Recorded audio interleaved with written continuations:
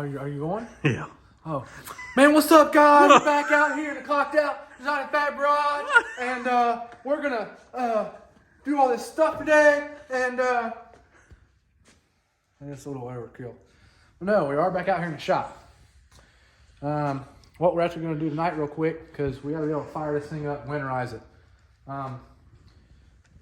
So, as you know, we broke the trans, had the trans fixed, put a ringless input shaft in it. Well, going from a ringed input shaft to ringless, now we have some charge pressure issues that we didn't know that we were gonna have. Well, I had a sneaking suspicion, but put the sensor on it, whole bunch of pressure. Don't wanna hurt the thrust bearing in this deal. So we're gonna pop that out real quick. I'll show you what we're gonna do, and we're gonna pop it back in real quick, couple hours here, hopefully have it done. Something you didn't see, and something you may have never noticed unless you've actually come up and looked at the car close, is here is the exhaust that we ran on it. This is what they call cobra necking, because it literally looks like a cobra's neck. And this is aluminum. This is what they call these were, I believe, these might have not been 1D bends. So in the tube bending world, you've got 1D through, well, it goes up from there, 1D, blah, blah, blah. Basically that's the radius that you bend tubing on. So a 1D bend is a tube bent around itself. So the radius of the bend is the same as the diameter of the tube. So this was 1D bending, which means out here on the backside of the bend is gonna be very, very, very thin. So this aluminum tubing bent and twisted and got all crazy, and the flanges are teeny tiny now, so they've actually shrank from the 3.5 down to like 3-inch. I never expected this stuff to do that. So what we did, I got on Summit, ordered some new steel 1D or 3.5 inch tubing by 3.5 inch radius. Steel, yes, it's MIG welded together. Do I care? No. Race Part Solutions flanges fit the VS Racing Gen 3 7875 turbine outlet perfectly. They fit really, really well, better than the aluminum ones did, actually. So I whipped up some new exhaust. This is actually the driver's side. The passenger side, you can see, is finished. No, it's not going to continue to look aluminized like this because it looks like crap. So what I'm gonna do is I'm gonna wire wheel this. I'm gonna paint this whole thing black with some grill paint or just whatever. Then it's getting wrapped with some header wrap. One reason, it'll look good, and two, to keep the heat out of the engine bay. Still gotta put an O2 bung in this one to get that done. Took me a couple hours to do that last night. Nothing, no real big deal. Gotta get that done. So, gonna move some cars around.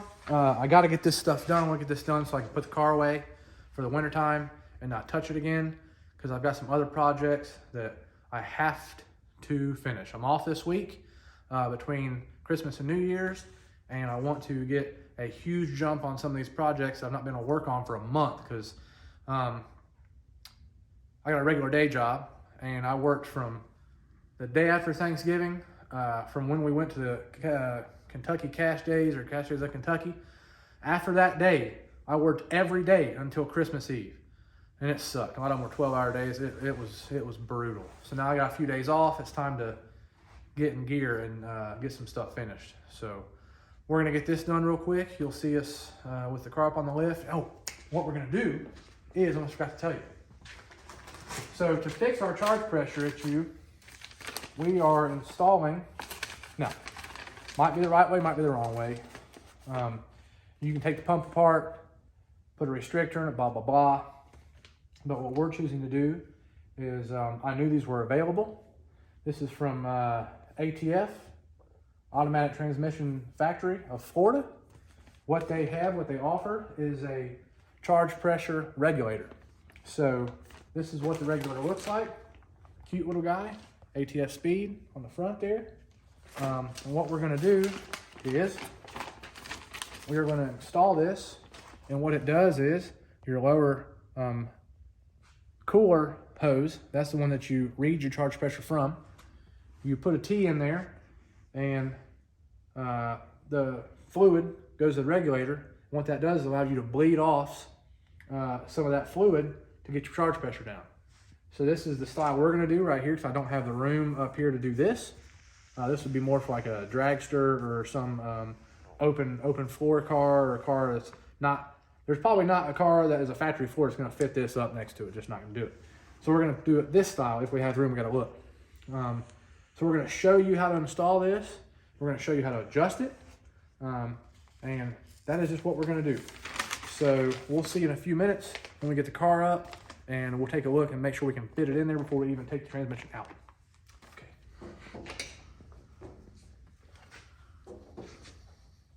So we're back. What we're going to do is we're going to reuse the tranny fluid that's in here, because it's literally like brand new from when we had the trans rebuilt. And there's no reason to waste transmission fluid. Ooh, look at that. That's some good stuff right there. So this is brand new. Ain't no reason to waste it. So I should have popped the cap before we done this deal. I need to get some paper towels out here. I thought I brought a roll out here, but I guess I didn't. So yeah, we're gonna reuse the trans fluid. I'm gonna drain the trans fluid. Now we looked up in here. I have the room to put the regulator up in there. If you can look in there, you should be able to see up there what I'm talking about. Right here, plenty of room for that deal to mount right up in here the way it was talking. And like I was showing you guys right here, tire, hard hat. So right here, there's not a whole lot of room like we were talking.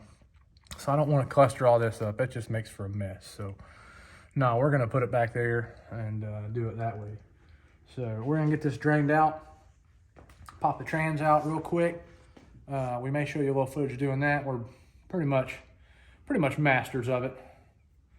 I can have the trans out by myself in 25 minutes in this thing here. So we're gonna get her popped out, and we'll go from there. We gotta pull the pan off in order to do this thing correctly, because I gotta drill a hole in the case and a couple little things like that. So we'll be back with you in a minute.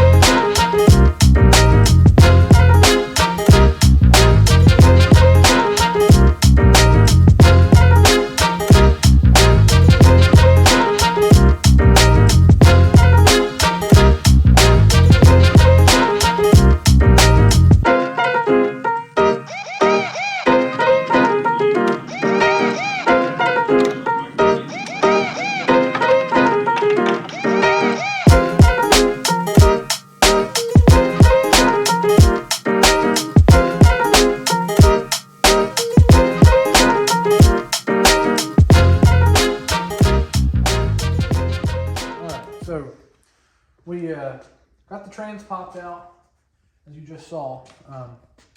Now, if you come in a little closer here, so what you do, and the way we're doing it, which I've showed you the two different ways you can do it before we did it.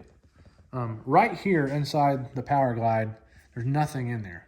So there's not a valve body in the way, there's not a filter in the way, there's nothing here. So this is just a step out from the factory to give somewhere for the dipstick to go, and really it's probably just more for fluid volume with a factory pan. So there's nothing here. So what we opted to do was, we didn't feel like wrestling this freaking thing, is we went ahead and drilled the hole and we tapped it, put the fitting in it. Now the tap that is required is a 1/4 inch NPT, and it just so happens that Lowe's, believe it or not, had the tap and the drill bit, Irwin brand, hanging on the shelf. Couldn't believe it, because I didn't have one. I got 1/8 inch NPT, but I didn't have 1/4. So went and got that, drilled the hole, tapped it, went ahead and put the fitting in it. And this is going to be a male 1/4 inch NPT to female 6AN adapter fitting to the male 6AN on the actual regulator. So you're going to put that right in there, just like that. And to adjust the pressure on this deal, you got to put a wrench on this and break this loose, and your jam nut and actual pressure regulator adjuster is behind this, which is smart. So they protect the adjuster rather than leaving it open and being able to move and some stuff like that. So now what I got to do is I'm pulling the fitting that I had in it out, which I made this fitting years ago to put a transducer in it to show pressure. This is just a fitting that I had. This is actually 1/4 inch NPT to some orb fitting or something, some hydraulic fitting I found. So now what we're doing, we're putting the other male 1/4 inch NPT to female 6AN adapter on this here. One of those. I thought this was, that's odd. It's a completely different size. Probably a 9/16. Okay, 9/16, that was a 5/8. That's weird. It's gotta be an 11/16, but I just had one of them.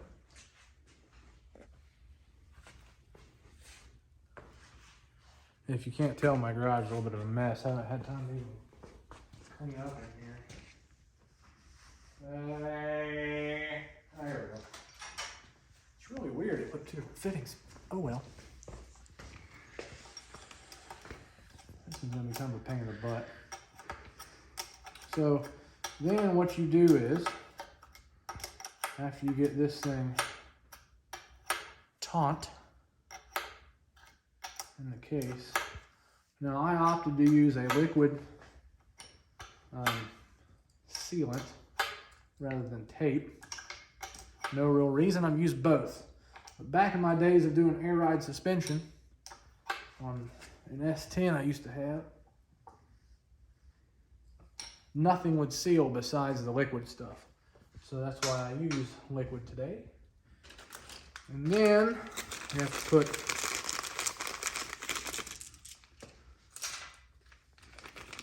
I believe there's a hose I gotta get.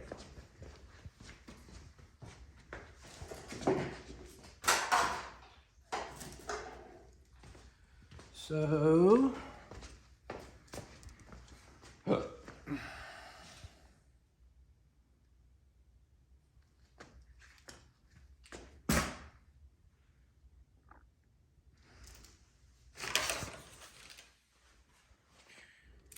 yeah, a little confused there. So then you'll screw in your T here, like this. And you're gonna do, which is a little bit goofy, but here's what it is. 6AN to 6AN male to there. And then you're gonna do this deal here. I don't like all these fittings, but I'll probably end up having this hose remade with a 90 on one end, just so there's not 12 fittings that gotta go into this thing. So I don't really like that. All that is more points to fail. And this is gonna loop around here. Man, which that's pretty tight anyway. I don't really like that anyhow. This is gonna go into here like this. We might loop that up the other way. Actually, that's exactly what we're gonna do. It shows it coming down like this in the picture. But I've got room up here. So we're gonna swing this dude around. Well, no, we ain't either. That's not gonna work. Yeah, we're gonna go, I'm gonna go tomorrow and get a hose for this, because I can change this hose once it's in the car. But just to show you what it looks like. You know, for some reason in my head, I had it thought that I had to change my shorten the one tranny line for the bottom. I don't know why I thought that. Yeah, this line's getting changed immediately. That's got me freaked out just playing with it. So, as you can see, this hose here is a little tight. Do not like that very much. So, what I'll do is,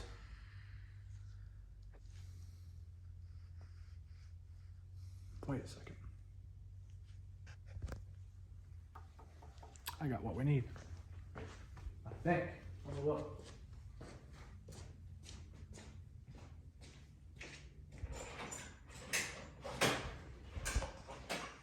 So instead of that goofiness that we're dealing with right there, because they make this kit universal. They make it so you can put this here or there. So I understand what they're trying to do here, but I don't like it. So instead of this whole, God, this is a mess. So instead of this deal here, we're actually gonna eliminate a fitting, because it just so happens I have the fitting that's actually needed to make this right. So instead of having two fittings to make the correct fitting, I'm just going to use the correct fitting. So what should be on here. Now, it's all right. I ain't got nothing bad to say about the kit. They give you the stuff to do it one way or the other. Is what it is. No big deal. It beats wasting money for the company to send you fittings you aren't going to use. I get it. So this should help with our being a little too tightness. Let's go ahead and tighten these fittings up a little bit. This deal's going to tighten up. Well, it has to tighten up right there. And then this here, now I'm still gonna have another hose made. I don't like it, it's too tight. Way too tight. I guess I could loosen this up a little bit. Bring it down a little bit. Yeah, that ain't too bad. We might leave it. I'm not a fan of this hose they got here, but again, I ain't got nothing bad to say about it. It's all right. Not rolling anybody underneath the bus. But. So, very simple install.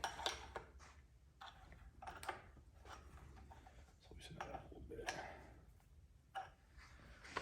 So now that we do that, as you can see, it's all done. I'm gonna get a different hose made. I'm not a huge fan of this deal here. I'll probably get one made to eliminate this combination of fittings. I'll have a 90 put on it. The normal 300 PSI, well, sorry. Like the PTFE stuff that's like 1500 or 2000 PSI, 300 degree stuff. Or I might even have a hydraulic line made for it. So what I'll do is I'll have them, we got a Parker hose and fitting down the street. I'll have them remake this out of some hydraulic stuff that's not going to fail. Not saying this will, but just taking one thing out of the equation. Have them put a 90 on this side, leave the straight here, do some real nice stuff, a little bit longer so it can kind of loop down a little farther and not be so tight. The reason I don't like this being tight is because when this gets hot, it's going to get soft. softer. Even though it's steel braided, you can still fold this over, cause it to cinch off somewhat. So we don't want that to happen. So I'll have them make me another hose tomorrow, again, to get rid of this. And that's it. So just to backtrack, pulled it out, drilled and tapped the whole 1/4 inch MPT. Put the deal on here. Simple. Now you do have to tell them whether it's a stock case or aftermarket case, because this fitting size is different. Factory is 1/8 inch MPT, aftermarket's 1/4 inch MPT. So you do have to tell them which one it is. Put the fittings in here, hook this up. Now your trans line will go right back on here. All this does is bleeding out pressure back into the case. Now that it's finished, we're gonna put it back in the car, and then we're gonna take the pan off, clean the pan out. Like I said, there's nothing here that shavings won't get on top of anything to make anything mess up. So, because I don't want to wrestle with it, we'll put it back in the car. I'll pull the pan off, clean what little bit of shavings are even going to be in there out of it, and we'll put it back together and get it fired up. And hopefully have under 100 PSI charge pressure instead of like a scary amount of charge pressure, like 150 plus PSI, like 140 or 30 or 40 at idle. So that's what we're gonna do. And we'll get back with you after we get everything set and stuff back in the car. We'll probably put out another little video of how we go through winterizing this thing, which is pretty simple, but as Tom Sewell says from Fuel Injector Development, if you clean the injectors out, and by cleaning them out, I mean flushing your E85 fuel system with regular 93 or whatever pump gas for the winter time, your injectors will be fine. I've not sent my injectors back to Tom in like 2 or 3 years or something like that, because I do what he tells me to do, and they work just fine.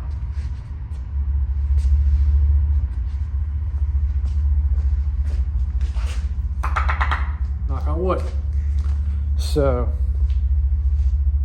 that's about it for this video. We're gonna get the trans put back up in there, and whenever we fire it up to check the charge pressure, will probably be the same time that we actually winterize it, and we'll show you that. So this is the, what do I call this thing? This is the ATF converter regulator valve. That's not the, it's obviously the instructions, but the regulator. Yeah. So there you go. If you're interested in getting one of these things, call them up and get one, man. It's kind of an easy way to fix it without having to take the whole trans apart. The correct way is probably to take the trans apart. But just another little snippet real quick. I could use this as a tuning tool. So if I know this will work exactly the same way as a dump valve. So if I know we're going to some just trash surfaces, I can drop this charge pressure way down, and it'll cause everything to slip inside of there. It'll cause the converter not to lock up all the way. But I can absolutely use this as a tuning tool to get down a sketchy surface. It's no different than a dump valve. I just can't pulse it. So anyway, thanks for watching. Like, subscribe, share, comment. All the good stuff. All the good stuff. And we'll see you next time.